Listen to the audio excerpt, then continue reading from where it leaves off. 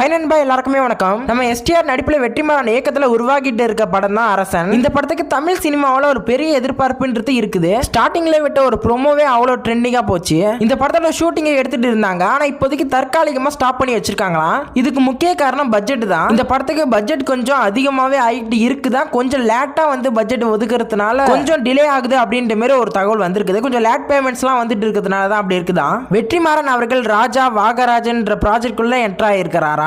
அப்ப இந்த படத்தோட ஷூட்டிங் எப்பன்னு கேட்டீங்கன்னா ஆகஸ்ட் மந்த் திரும்பி ஸ்டார்ட் பண்றாங்களாம். இதே நிலைமை தான் சிவகுமார் முருகேசன் டைரக்ஷன்ல உருவாகி உள்ள படம் சேயோன். இந்த படத்தை வந்து எஸ்கே தான் லீடர் நடிக்கிறாரு. இந்த படத்துக்கும் அதே ப்ராப்ளம் தானா? இந்த படத்துக்கும் பெரிய எதிர்பார்ப்புன்றது இருக்குது. டெவோஷனல்லாம் கலந்து ஒரு ரூரல் ஆக்ஷன் படமா உருவாக்கிட்டு இருக்குது. இந்த படத்தை நெக்ஸ்ட் இயர் பொங்கலுக்கு தான் வந்து பிளான் பண்ணிட்டு இருக்காங்க.